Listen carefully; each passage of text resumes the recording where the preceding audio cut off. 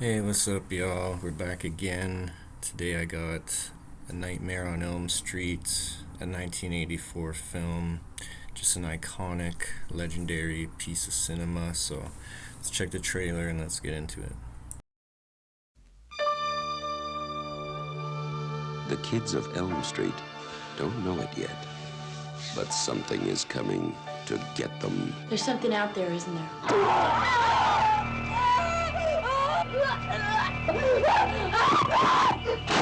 I just see cuts happening. What did that, Lieutenant? I don't know. Tina! What's the coroner got to say?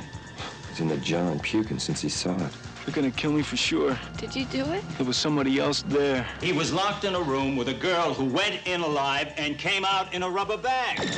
No one knows where it came from or who it will visit next. Nancy? There's something wrong with you. You're imagining things. Nightmare on Elm Street. Do you believe in the boogeyman? No. Whatever you do, don't fall asleep.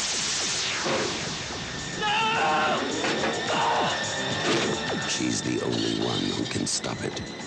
If she fails, I'm your boyfriend now, Nancy. no one will survive. Help me, please!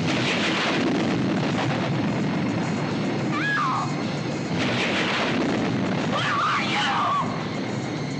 From Wes Craven, Nightmare on Elm Street.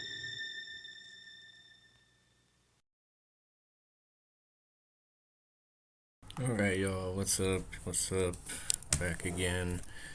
This is the slasher cult classic, Freddy Krueger and The Nightmare on Elm Street.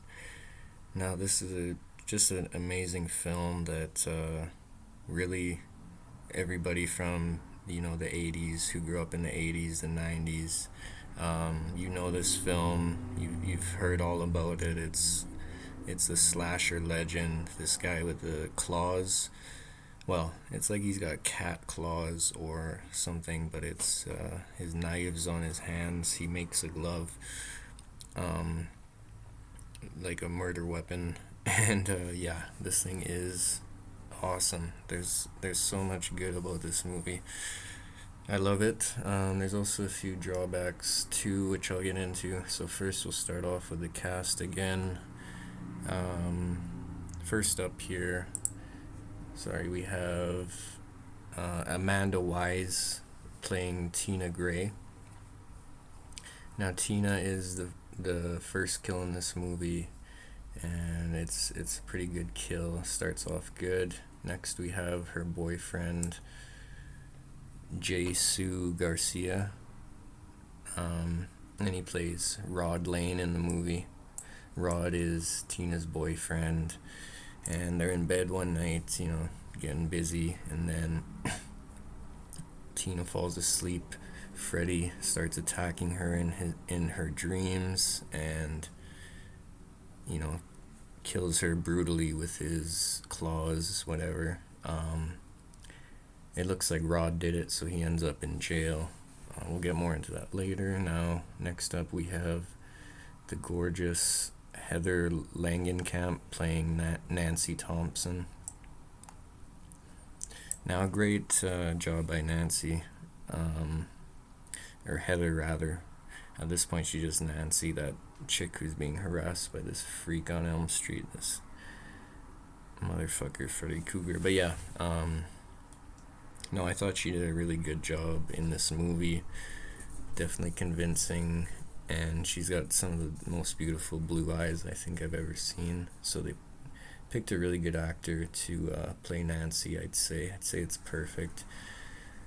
Good as you can get, looks convincing, looks scary enough. Or scared enough. Yeah, and it's interesting. Okay, next up we've got Johnny Depp. Hey. I didn't actually know this was Johnny Depp at first, but looking back at the cast, yeah, this was Johnny Depp's kind of first bigger role in Hollywood and kind of launched his career. So it's funny he got famous, or he had his come up on a slasher, violent fucking horror movie, but yeah, because I don't think he does too many horror movies after this, but yeah, that's Johnny Depp. And then, yeah, we still got Johnny. Johnny is my guy, though. He is a good actor. In this film, he's really young, so that's why I couldn't even tell it was him. But then again, I'm not looking out for actors and stuff when I watch a movie, unless it's just blatantly obvious it's them. But yeah, this is a pretty good role for Johnny. Johnny playing Glenn, sorry. Glenn is Nancy's boyfriend in the film. Next we have Freddy Krueger, the Menace. Yeah, Freddy, played by Robert Englund. What's there to say about Mr. Englund? He does a really great job in this film. Apparently they didn't even give him much screen time. I think he only has 7 minutes or so of actual screen time in this film, but it's more just him haunting, creeping on these kids, making it psychological hell, basically through sleep deprivation and these visions, these torments when they do fall asleep. Just a really great film and a great character in Nightmare. You know, I think Freddy is what really gives Nightmare everything. He's really acclaimed for all the success of this franchise, if you ask me, just because he's so scary, and he's good at playing his role, this like kind of creepy character that laughs at his own jokes, and he's pretty funny. He's got a good sense of humor, but he's also a violent, savage motherfucker who kills and loves it. Yeah, so there's that.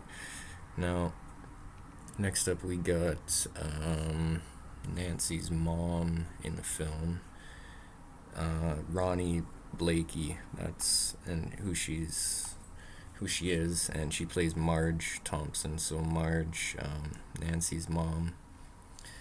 Again, I thought she was good. You know, acting was pretty good throughout this film, especially by Mr. Englund as the slasher menace himself. But yeah, Marge, I think she's very, very beautiful older lady, but Nancy's mom, and yeah, she does a really great job as well.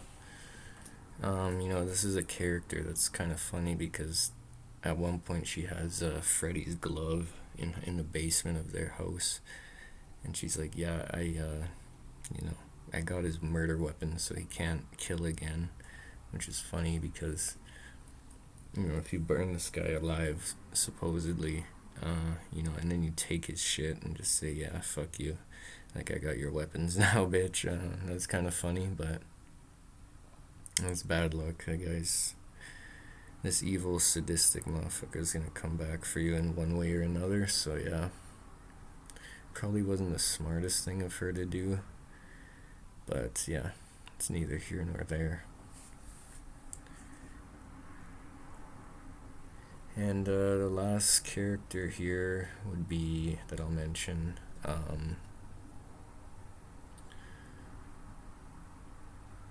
it would be, you know, Nancy's dad, John Saxon, played by, John Saxon plays Lieutenant Donald Thompson.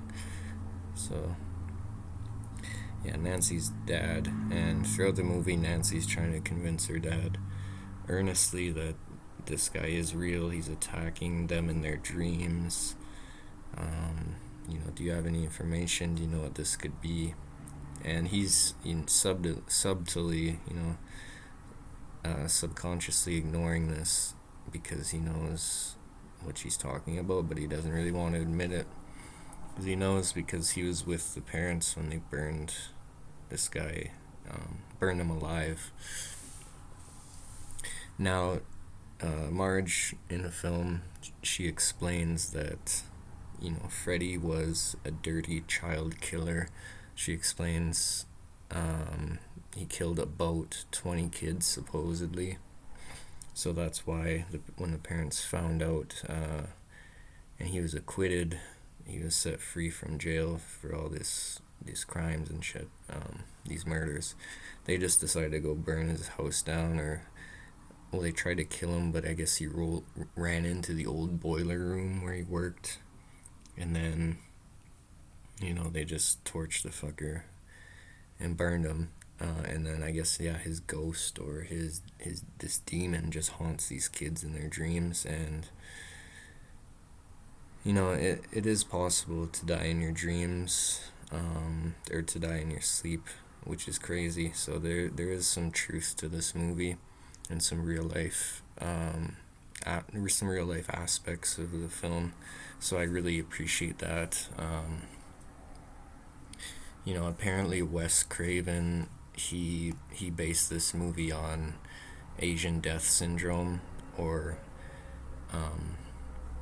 some type of nocturnal sleep syndrome, where all these guys from Asia or Cambodia, I think it was, were dying in their sleep randomly. Younger, healthier guys and girls, mostly guys though, and that they just attributed to they were having these crazy dreams, possibly, or some type of you know, trauma response in the brain. But that's just crazy. Yeah, this film really launched Johnny Depp's career, saved New Line Cinema from bankruptcy at the time. So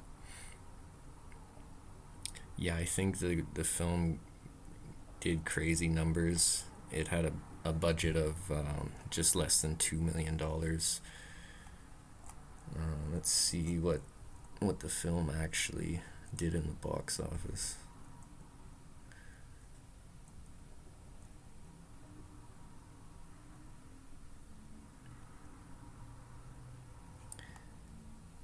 Okay, so worldwide it did 25 million.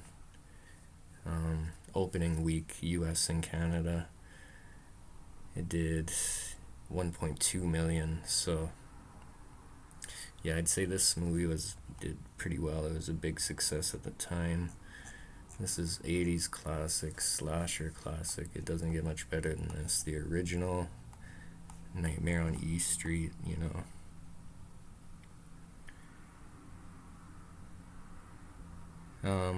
What else can I say about the movie?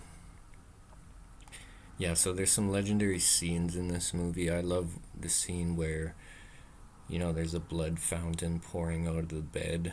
I think that's a really iconic and scary scene with the music and stuff that's going on. I feel like Freddy was convincing in this film. And this is such a good film because this is really where the story all starts. I don't think there's a better Nightmare on Elm Street than this. Other than some of them are just better feel-good movies.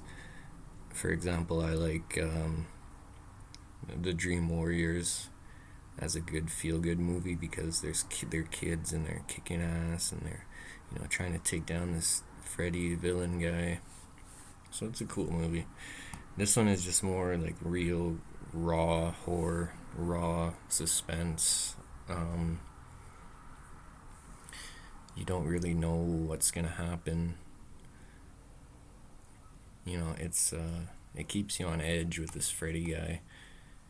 You might be, you might not want to fall asleep for a while after watching this one. But yeah, now I guess I'll get to some of the other stuff. So a few of the things I didn't really like about the film were, you know, not much, but there's a few things. So one would be the ending. I thought the ending kind of left it too up in the air. There wasn't a definitive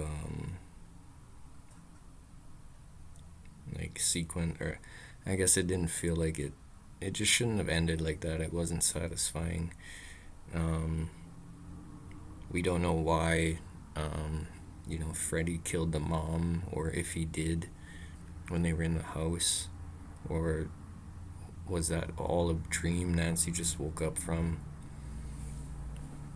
But I believe the last scene is just another one of her dreams, so the house scene with the mom before that was her real life, you know. But yeah, just crazy. Just a crazy, interesting film. Really, the only thing I can think of that threw me off was the ending. But at the time, Wes Craven, he wanted to do something else with a more happy ending, like Nancy defeats this fucker or something, and she's happy through all the pain and everything. But they knew that if they did that, then the sequels wouldn't really match up, so they left it with a different ending, more open-ended, which, I mean, I can understand for the sequels, but they still could have done it better, in my opinion. No. Yeah, other than that, that's pretty much all I had to say about the movie. You know, a couple of the actors I didn't like, but they were decent. Like the actor that plays Tina.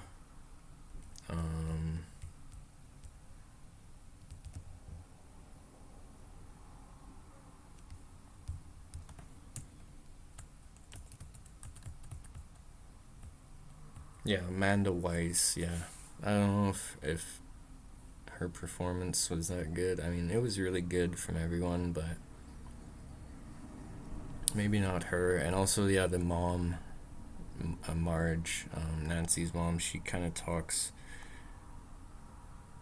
really monotone. Her acting might not have been that good, but I mean, hey, no movie is completely perfect. So yeah, this is Nightmare on Elm Street, 1984. I'm giving this one a solid 9, just because, like I mentioned, the ending kind of threw me off. Some of the story wasn't clear on Freddy, if he was a child killer or, you know, he was a pedophile as well. But in the original story, or the original screenplay that Wes Craven wrote, he had Freddy as a child molester, I believe, and killer. But they just left out the child killer part, the child molester part, excuse me, because, yeah, it would have been weird to do in a horror film, and I don't think everybody would have been into that, and not everyone might have wanted to watch it, or, you know, watch the sequels if that was the case. So, yeah, it makes sense. It was a smart move at the time, and there was all this news coming out about underground satanic child rings and child trafficking rings, all that shit. So yeah, it made sense why Wes Craven would change the script a bit, but it probably would have done better, or at least been better to me, and would have respected them more if they left in the original script. But I honestly understand why they didn't. So, but yeah, it's still a 9. It's still a legendary slasher. This Freddy guy's creepy. Yeah, you know what they say, never stop dreaming. Well, that's what Freddy says, because he's gonna kill your ass in your dreams. This crazy motherfucker. Alright, y'all. Thanks for being here. Thanks for checking out my Nightmare on Elm Street review of the original. You know, I thought I'd cover this one, a classic, because I did that 2010 remake review, and I damn near fucking puked everywhere. That was such a gross movie. But yeah, this is just such a classic, such a absolute legend in slasher cinema. It's just will go down as one of the greats forever. So yeah, have a good day, y'all. It's your boy Diego. See you next time.